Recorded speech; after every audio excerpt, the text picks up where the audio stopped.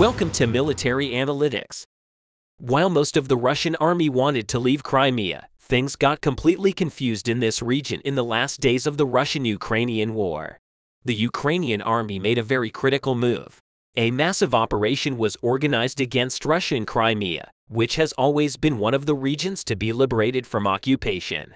But this was repeatedly stated by Ukrainian President Volodymyr Zelensky after Russia's annexation of Crimea.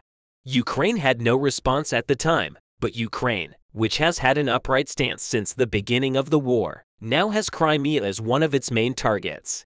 Crimea was one of the biggest conditions they offered to Russia to end the war.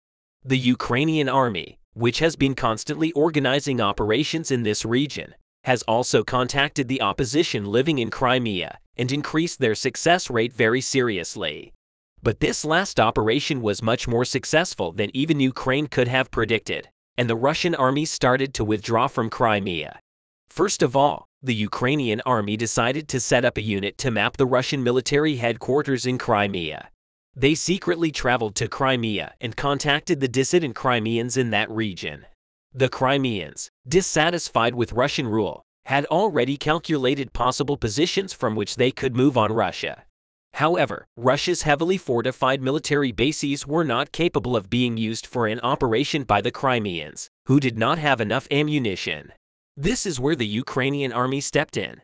After observing the military bases identified by the Crimeans, one by one, Ukrainian soldiers realized that the critical military headquarters was not one of them. Knowing that the Russian army had established a secret administrative base in this region, Ukrainian intelligence immediately took action to find it. The tracking devices given to the Crimean dissidents were attached to the vehicles in the Russian army's inventory. The opposition group, which would be warned in case of possible off-route movements, started to wait.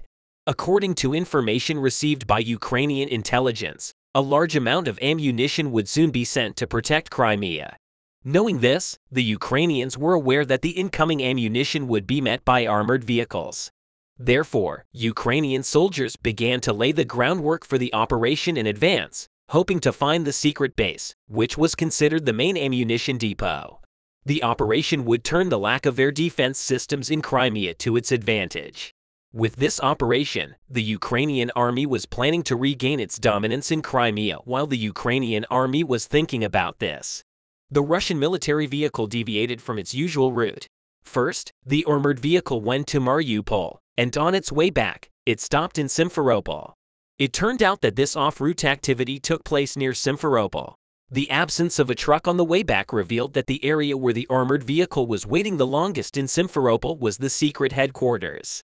This intelligence immediately mobilized the Ukrainian army, and the Russians in Crimea were dealt the hardest blow.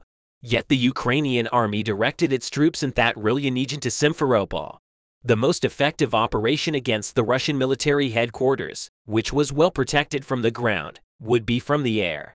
This was a great opportunity to test one of the new weapons in the Ukrainian inventory.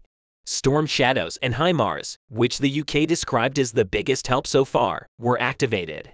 The Ukrainian army immediately brought Storm Shadows and HIMARS close to the area where they had identified the Russian headquarters. But the range of these missiles was so great that the Russian military headquarters could easily be hit from Ukraine's land borders. The Ukrainian army took advantage of this, and as soon as the exact coordinates were received by the reconnaissance units, missiles were launched from Ukraine.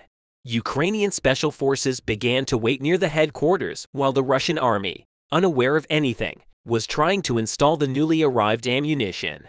Missiles started raining down on the area one after the other. The Russian army was surprised to see this when one of the bombs hit the building where the ammunition was stored. The place literally turned into a war zone. Ukrainian special forces immediately moved into the right of the headquarters as soon as all the missiles found their mark. Before the Russian soldiers could recover from the shock, the Ukrainian special forces entered the area and won an easy victory. The Ukrainian army, which directly captured the soldiers in that area and cleared the out headquarters, identified the warehouse where the explosives were located and activated the time counter bombs there. After this move, the Ukrainian army immediately left the area. After they evacuated, Russians were left outside. The Russian reinforcements who came to the explosions in the area were in for a big surprise. But the bigger surprise was yet to come. When the timed bombs inside exploded, the Russian soldiers were stunned, and they immediately moved to leave the area. The Russian army, shocked and unsure of what to do, immediately informed the Kremlin. Witnessing the radio conversations, the Ukrainian army set off for Kiev, the capital of Ukraine, with cries of victory. Thanks to this important move of the Ukrainian army, the Russian soldiers in Crimea started to feel very uncomfortable.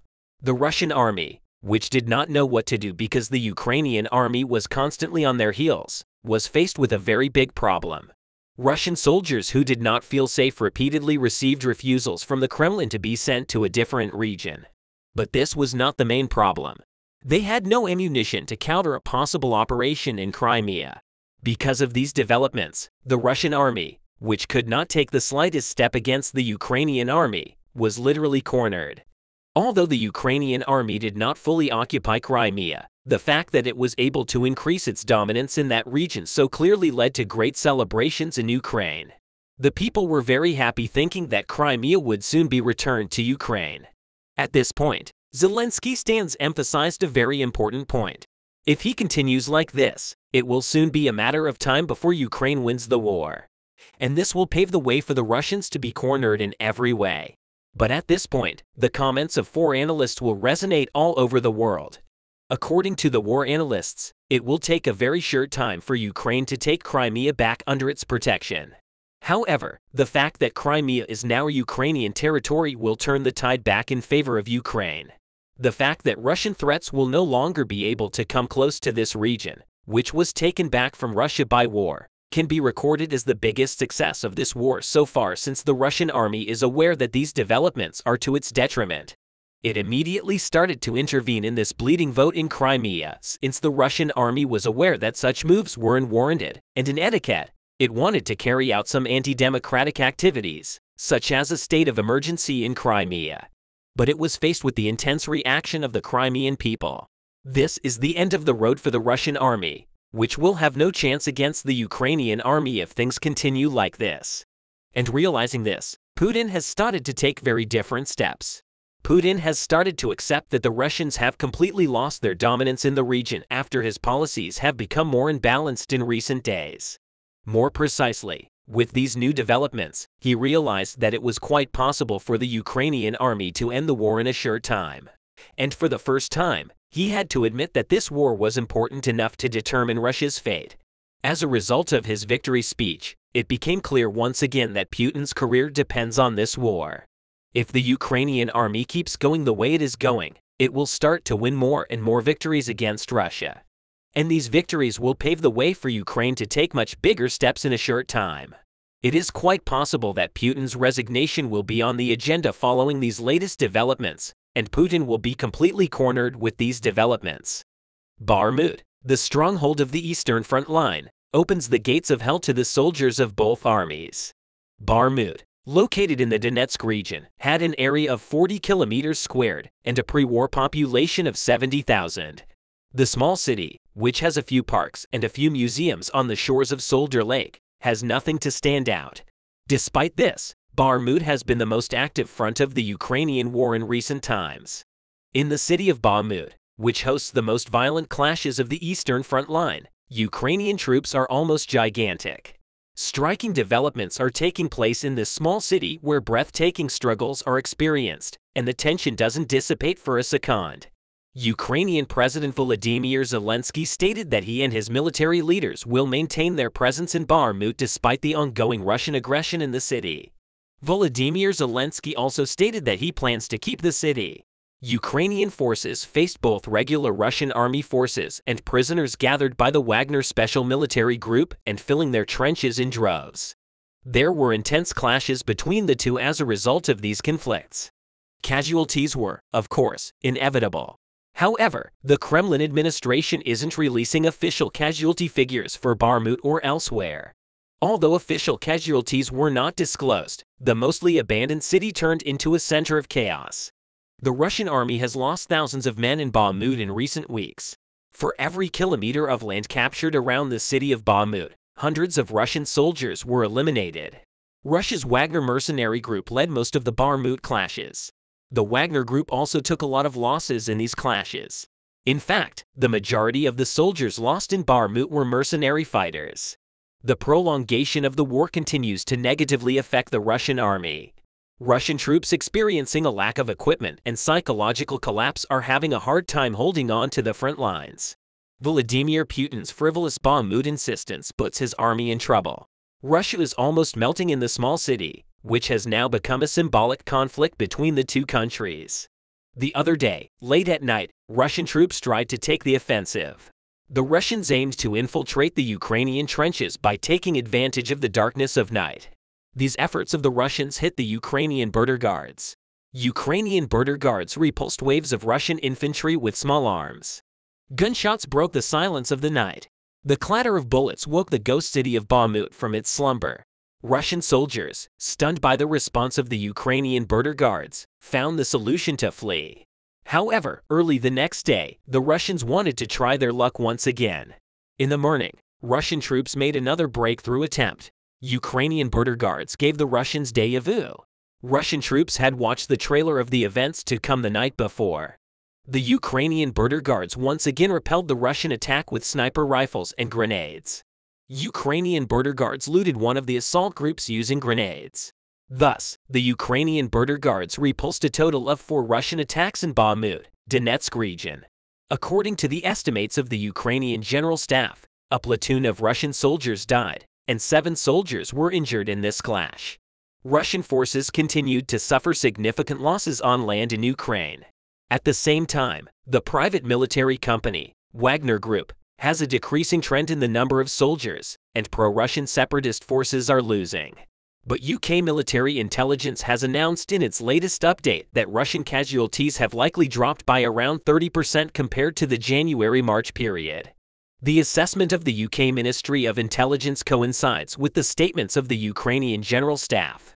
Figures released by the Ukrainian General Staff show that the daily average of 776 Russian casualties in March has dropped to an average of 568 so far in April. British military intelligence stated that Russian casualties were likely reduced as the winter offensive attempts failed to achieve their objectives. UK military intelligence reports that Russian forces are now focused on the anticipated offensive operations in Ukraine. Overall, Russian forces lost between 100,000 and 220,000 soldiers killed or wounded. The lower end of the spectrum reflects the claims of the Ukrainian Ministry of Defense, and the upper end reflects the assessments of Western intelligence agencies. According to Ukrainian estimates, in terms of material losses, Russian forces lost more than 24,000 heavy ground weapons systems and vehicles. Independent open-source research from Oryx estimates that the number of visually verified Russian heavy ground weapons systems is over 10,000. However, the Oryx team acknowledges that their assessment doesn't accurately reflect all the material losses suffered by Russian forces. Whether you're receiving Ukraine predictions or Oryx predictions, one thing is clear: Russian forces lost a significant part of their fighting forces in the war in Ukraine. The worst thing for the Kremlin is that it has no justification for these losses. Russian forces have repeatedly failed to achieve any of the goals set by Moscow, even after revising these goals several times to reflect the situation on the ground. On the other hand, the rate of Russian casualties may have slowed, but the Russian army still suffers from manpower shortages to recruit more soldiers. The Russian Ministry of Defense and its leader, Vladimir Putin, launched a massive new recruiting campaign for volunteers. The goal of the campaign is to attract 400,000 volunteers. Ads across the country target the masculine pride and financial needs of young Russians to attract volunteers to the Russian armed forces. But the Russian military competes with its private military company of the Wagner Group. Yevgeny Prigozhin's mercenary group plays an important supporting role in the Kremlin's special military operation. With the permission of the Russian government, the Wagner Group has recruited massively out of Russian prisons for months. But now that arrangement is over, and the Wagner Group and the Russian army are competing for the same pool of volunteers. How will the rivalry between the Russian army and the Wagner troops turn out? It is not possible to predict this for now, but the rivalry between the two reveals a fact. This fact is Russia's defeats and losses during the war. In addition to the defeats and losses, the problems in the Russian army never end. Vladimir Putin fired a top defense ministry official responsible for military logistics. The dismissal of Colonel General Mikhail Mazaintsov comes after Russia's offensive in eastern Ukraine faltered due to ongoing problems with ammunition supplies. Mazaintsov was nicknamed the Butcher of Mariupol by the Ukrainian authorities due to the general's role in the attack. This naming was approved by the UK government. Western analysts have questioned whether he was responsible for the city's destruction, including attacks on a maternity hospital, as he was the head of the National Defense Administration Center in Moscow at the time. The Russian Defense Ministry did not comment. However, influential Russian military bloggers criticized his dismissal. So who is Colonel Mikhail Mazaintsov? Colonel Mazaintsov, 60, was promoted to Deputy Defense Minister in September and became responsible for logistics. Mazaintsov replaced General Dmitry Bulgakov, who was dismissed due to supply line malfunctions during the initial invasion of Ukraine. With his white hair and icy pale blue eyes, Colonel Mazaintsov is one of the few Russian army generals with any profile in the West. He allegedly oversaw Russia's brutal bombardment of Aleppo during the Syrian civil war. The National Defense Headquarters, which Colonel Mazaintsov directed until September 2022, coordinates the Russian military's response to events and houses a supercomputer designed to predict the outcome of clashes and the development of rival armies. On the other hand, Russian soldiers fighting around Bakhmut in the Donbass region of Ukraine complained that their artillery supplies were running low. Soldiers mobilized into the Russian army stated that their equipment was substandard. Mazaintsov was blamed for the logistical inadequacy of the soldiers. Vladimir Putin dismissed Mazaintsov. However, no official reason was given for Colonel Mazaintsov's dismissal. Mr. Putin is accused of acting like an armchair military enthusiast throughout the war, changing military commanders, and playing with orders, even though there were no soldiers at all. The countdown has begun for the great offensive in the war between Ukraine and Russia. Russian soldiers in all trenches and on the front lines were on alert against the long-awaited spring offensive of Ukraine. It was predicted that the direction of these attacks would be eastern Ukraine. But Kherson, one of the most critical front lines in the southern region of the country, has been shaken by a surprise offensive operation recently. In Kherson, the center of strategic clashes and Game of Thrones, the Ukrainian armed forces came under fire with artillery attacks.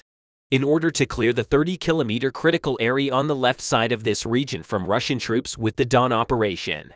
In addition, a group of Ukrainian special forces began reconnaissance and detection work in this region. Clearing this 30-kilometer area is a very challenging mission. But the Ukrainians reportedly destroyed a Russian ammunition depot in Oleshki, southeast of Kherson, on the first day of the operation. Russian officials did not comment on the alleged attack in Oleshki in the region where tension and violence were at its peak. The Russians began to be very worried about this surprise cleaning operation by the Ukrainians because, as reported by the Russian state news agency TASS, Moscow has ordered Russian forces to strengthen their positions on the Dnipro coast. On the other hand, with the destruction of the Russian ammunition depot at Oleshki, the number of Russian attacks from Kinburn-Spit decreased significantly. At this time, the Russians no longer have strong support on the connecting road between Kherson and Kinburn. Spit and even ground movements seem to be quite difficult for the Russians, as the Ukrainian armed forces tried to keep the isthmus connecting the mainland of the left bank with the Kinburn Peninsula under fire control after the Russians were completely besieged by the Ukrainian forces in Kherson.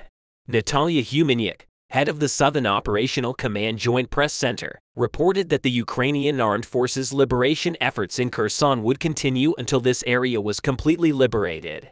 On the same date as the operation. Also, Ukrainian President Volodymyr Zelensky visited Kherson, one of the most critical front lines in the southern region of Ukraine, visiting areas affected by Russia's full-scale invasion and its months-long campaign to destroy Ukraine's energy infrastructure. The Ukrainian leader also expressed his full support for the freedom operations launched for the deportation of Russian troops in Kherson. Following these messages of support, the Ministry of Defense of Ukraine reported that Russian troops had withdrawn from the southern city of Novokakhovka in the Kherson region, although there were no reports of an increase in clashes there. It was also among the reports of the Ministry of Defense of Ukraine that the Russians looted the valuables of the residents before their withdrawal. It was predicted that the Russian troops allegedly withdrawing from Novokakhovka would come to this front line against the freedom attacks of the Ukrainian forces on the left bank of the Dnipro. But immediately after the news of the Russian withdrawal, the Ministry of Defense of Ukraine retracted its statements that Russian troops had left the town of Novokakhovka in the southern Kherson region. In a rare retreat, the General Staff of the Ukrainian Armed Forces announced that Russian troops remained in the town on the east bank of the Dnipro River. Ukrainian authorities reported that the first report on this issue was published as a result of the misuse of available data. Currently, Vladimir Saldo, the governor of Russia's Kherson region, had previously rejected the report. Saldo announced that all Russian troops in Novokakhovka and other deployments on the left bank of the Dnipro River remain in their positions and will not leave. In fact, this situation can be turned into an advantage for the Ukrainian armed forces, because the Russian troops in Novokakhovka will not be able to join their comrades in this region against the liberation operations of a 30-kilometer area on the left bank of Kherson. If Russian soldiers leave Novokakhovka and come to support their forces on the left bank of Kherson, these liberation plans of the Ukrainian armed forces may change in an instant, and the cleanup efforts of the Ukrainian forces may shift towards the city of Novokakhovka. But for the moment, the Ukrainians have completely cut off any possible Russian military support to Kherson's left bank, because when we look at the topography map, the distance between the city of Kherson and Novokakhovka is about 85 kilometers. And on this connecting corridor, there are not only Ukrainian armed forces units. At the same time, Ukrainian partisan groups play important roles in this critical area. It is estimated that the Ukrainian partisans who report the rotations and deployment areas of the Russian forces to the Ukrainian armed forces are currently following the incident situation of the Russian soldiers in Novokakhovka. Considering all this data, clashes, and the general situation on the left bank of Kherson and the region are expected to flare up in a short time. Therefore, the Ukrainians have also made serious strides in the evacuation of residents in Kherson. At present, the evacuation of civilians in Kherson has been going on for a long time. In fact, thousands of people have left Kherson since Russian forces withdrew to the eastern bank of the Dnipro and began shelling the city they had abandoned as a result of a successful Ukrainian offensive. When the Ukrainian armed forces entered the city in November, of the 230,000 present in Kherson, about 50,000 remain. Regarding the evacuation of the remaining Kherson residents, local authorities have recently made new calls for these people to take advantage of the free transport route. A bus service for the evacuees leaves Kherson twice a day for Odessa, a frontline port city in southern Ukraine. Currently, the number of bus services in Kherson has increased and people are trying to leave by buses almost crushing each other. The civilian attacks of the Russians are cited as the main reason for the evacuation works that the Ukrainian authorities began to carry out beforehand. Because a large part of the Kherson region is liberated by the intensive efforts of the Ukrainian forces. Residents in these areas, on the other hand, have the biggest problems with the actions of small Russian offensive groups against civilian targets. So why do the Russians continue their civilian attacks in Kherson and want to stop the advance of the Ukrainians in this region immediately? If we take a careful look at southern Ukraine, we can see that the Kherson region is very suitable for establishing a link to the most strategic center of the war, namely the Crimean Peninsula. In fact, Kherson has been gaining more and more importance in recent days, as the main goal of the Ukrainian forces is to completely drive the Russians out of their country in order to re-liberate the Crimean Peninsula and end the war as soon as possible. Therefore, since the possible and connection to Crimea could be provided via Kherson, the Russians cannot even rely on any advantage of the Ukrainian forces in this region.